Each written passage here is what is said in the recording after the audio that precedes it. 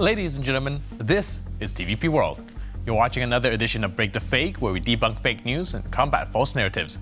I'm your host, Benjamin Lee, and let's get rolling. Now let's dive into the latest episode of the geopolitical buddy comedy that is Vladimir Putin and Xi Jinping's friendship. Recently, our favorite bunker-dwelling Putin made his first foreign visit post-election to meet Xi in Beijing. Now I put election in quotes because calling what they do election is like calling a toddler scribbles the Mona Lisa. It's not just inaccurate, it's downright laughable. Anyhow, during this cozy little dictator rendezvous, Putin gleefully reminded everyone that Xi also made Russia his first stop after his own election victory. It's like watching two schoolyard bullies high-five each other for stealing lunch money and then congratulating each other on their fair play. Seriously, these two wouldn't know a real election if it hit them in the face with a ballot box. But wait, it gets better. In their meeting, these autocratic lovebirds made some important declarations. They've agreed to increase the scale of joint military exercises and deepen their defense and military ties, because nothing says peace and stability like two authoritarian regimes ramping up their military bromance. They also took the opportunity to blame the United States for disturbing the balance of security in the world. Oh, the irony is so thick you could cut it with a knife. Now, in a moment that felt like a bad improv sketch, Putin and Xi essentially looked at each other and said, "You know what would really show the world our commitment to peace? More tanks and more war games." And just to add a cherry on top of this Sunday of absurdity, Putin and Xi made a point of orienting their mercenaries using the sun because apparently compasses and maps are too mainstream for the Russian military.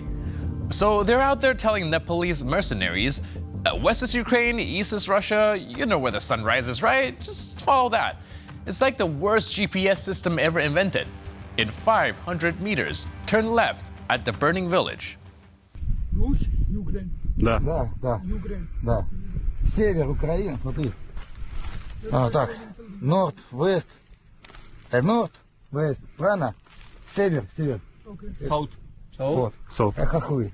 Украина. Север. Юг. Ukraine. Украина. Russian. Okay. Солнце знаешь, откуда встает? Солнце. Sunset. Вот. По солнцу ориентируйтесь. Куда солнце, где встает и где садится. Север там, юг там. Okay. Все, не забывайте это. Okay. Ну, как тут так? туда не стреляем. Туда стрелять не надо. Туда стрелять, ну так ничего. Only there. Не, пацаны. Туда? Yeah. Okay. Приятного аппетита. उधरों चलिए उधर रखो इधर ही है अपने Russia नहीं इधर Russia इधर भी Так, все, пошли дальше. Все, Там давай. что, пройдем, не пройдем мы там через это? А, вон, пошли там пройдем. Все. Вас тут одних бросили, я в шоке. Давайте. Спасибо. Не за что. Здорово. Охуеть.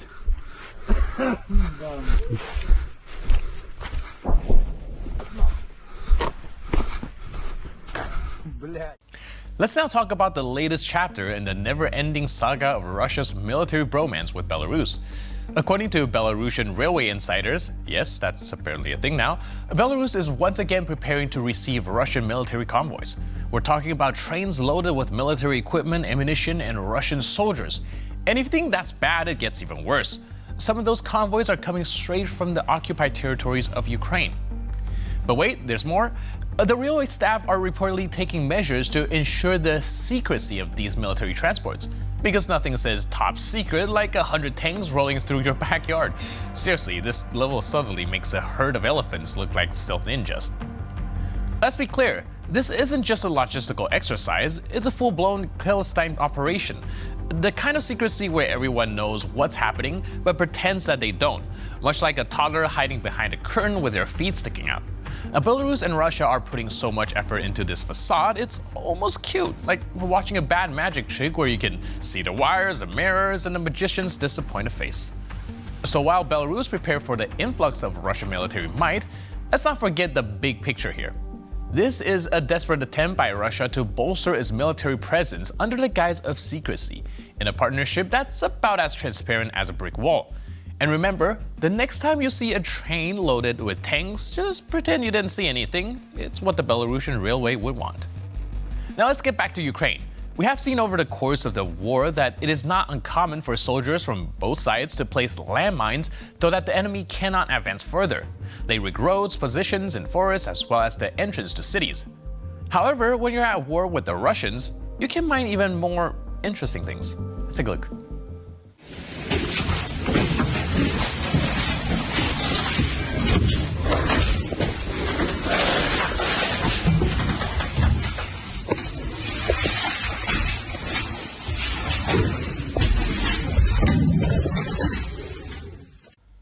We all remember how the Russians were stealing from Ukrainian homes in the first month of the invasion, and it's been an ongoing thing. Microwaves, fridge, TVs, even household items. Well, apparently the Ukrainians have found a solution. Meanwhile, Serhiy Lyshenko, an advisor in the Ukrainian president's office, is jazzing up Kyiv's nightlife scene. It seems like even amid the challenges, Ukraine embraces the spirit of individual expression. Гру на гітарі, ви знаєте, я йому вдячний, тому що тепер ніхто не може сказати, що я не маю права грати діджей-сети в Києві, тому що якщо він не може грати на гітарі, то я маю право грати діджей-сети. І вони теж не дуже довгі, десь 1 годину тривають і не дуже часто.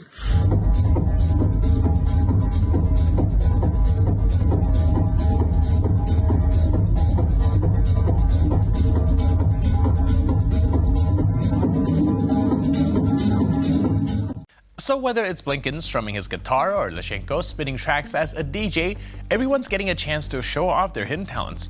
And hey, if any Russian propagandists ever want to belt out tunes celebrating Ukraine, they should definitely drop by. Ukrainians are known for their warm hospitality. And with that, we conclude this edition of Break the Fake. But for more news update and commentary, please stay tuned to TVP World.